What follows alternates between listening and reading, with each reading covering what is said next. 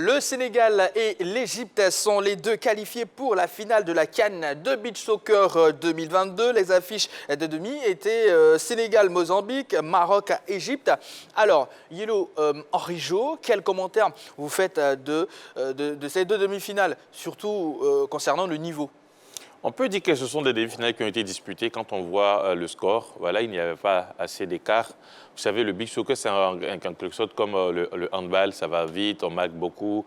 Même en une minute, vous pouvez revenir à hauteur de votre adversaire si vous avez 2 buts d'écart. Donc, on a vu que c'était serré avec des scores très étriqués. Hein, voilà, un seul but d'écart pour ces deux rencontres-là, 5-4 et 3-2. Ça montre que le niveau était élevé dans ces deux demi-finales. Et aussi, ça montre que le niveau était quand même bon, acceptable dans cette compétition. C'est vrai, il y a certaines nations qui découvraient pour la première fois la compétition. On a vu quand même des scores un peu fleuves. Mais derrière, vous avez, quand la compétition avance, on a vu des équipes quand même qui ont élevé le niveau de jeu, le niveau dans cette compétition. Et ces deux demi-finales qui ont été âprement disputées, mais bon, voilà, les favoris sont passés. On parlait hier de la probable affiche Sénégal contre le Sénégal.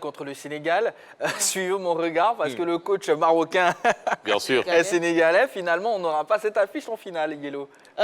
Malheureusement pour les Marocains, ils n'ont pas pu battre cette équipe égyptienne-là qui, je crois qu'ils s'étaient rencontrés la CAN dernière et c'est le Maroc qui avait battu l'Égypte. Donc c'est une demi-finale qui avait un air de revanche. Heureusement pour les Égyptiens, ils ont pu battre les Marocains avec le score de 5-4, ce qui n'a pas été le cas avec le Sénégal contre le Mozambique de 3-2. Je crois que le niveau de jeu du Mozambique a été plus élevé parce que la CAN dernière en 2021, c'était l'affiche de la finale Sénégal contre Mozambique et le score était de 5-4. C'est-à-dire que cette équipe mozambicaine-là a quand même titillé l'ogre du beach soccer du côté de l'Afrique, mais n'a pas pu réussir à pouvoir, je vais dire, finaliser ses actions, ce qui a péché. Mais ça montre quand même, je dirais, l'engagement du Mozambique dans cette compétition. Ils jouent une finale où ils perdent, mais derrière, ils demandent l'organisation de la compétition. Ça montre l'intérêt qu'a le pays pour cette discipline. Et là, ils sont arrivés en demi-finale. C'est vrai, on peut dire au niveau des stats ou au niveau des performances qu'ils ont régressé. Parce que jouer la finale et puis venir jouer la demi-finale, ce n'est pas pareil. Mais ils jouent la demi-finale contre le champion en titre et ça a aussi son importance. Mais derrière, comme je l'ai dit, ils ont participé, ils sont arrivés en finale et là, ils jouent la demi-finale à domicile face au champion en titre. L'année prochaine, on ne serait pas étonné de les revoir peut-être à un autre niveau. Pourquoi pas aller détrôner cette équipe du Sénégal. C'est en cela qu'on parle de la volonté qu'on y met quand on participe à une compétition. Aujourd'hui, on constate que certaines nations ont choisi certaines disciplines et elles sont en train de véritablement s'imposer dans ces différentes disciplines-là. Au niveau des compétitions de demain, il y avait l'Angola, un moment qui dominait presque tout en Afrique, le handball et le basket. Quand même, ça commence à changer avec la Côte d'Ivoire qui commence à sortir la tête de l'eau. Aujourd'hui, on a le beach soccer où un pays comme le Mozambique est en train de se signaler. Donc, il va falloir compter avec eux, peut-être dans les années à venir. Et comme je l'ai dit, il faut toujours mettre de la volonté, il faut toujours mettre les moyens à la disposition des différentes équipes nationales qui participent à des compétitions.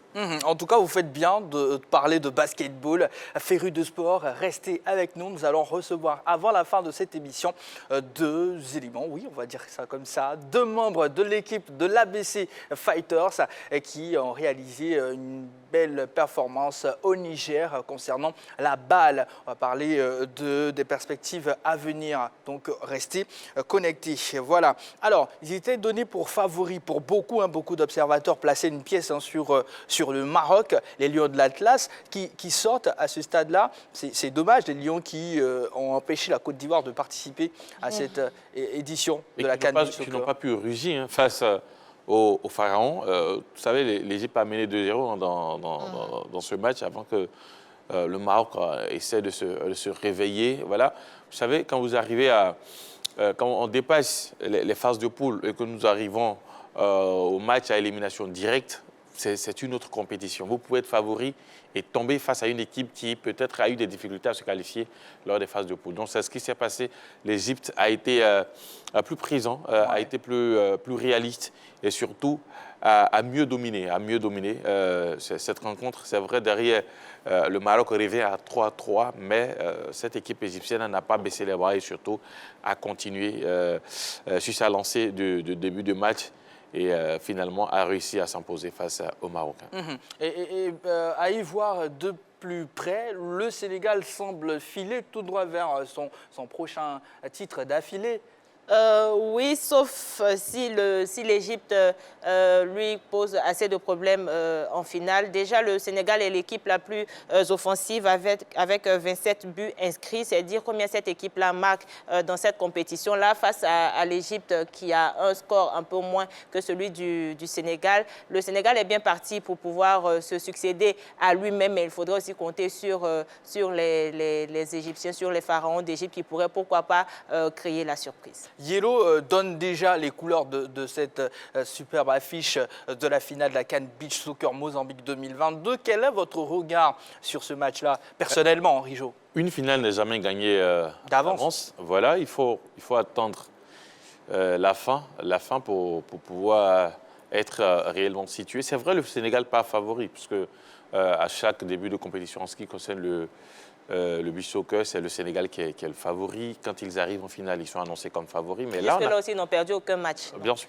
Mais là, on avait aussi annoncé l'Égypte, le Maroc comme favori face à l'Égypte. Mais on a vu que les Égyptiens ont déjoué les pronostics. Pourquoi pas une deuxième fois face aux Sénégalais? Ils n'ont plus rien à perdre, ces Égyptiens, parce que jouer une finale où on ne vous attendait pas forcément, je pense que le reste va venir comme un bonus. Donc, souvent, c'est en cela que certaines nations arrivent à remporter des médailles. C'est-à-dire sans se mettre la pression.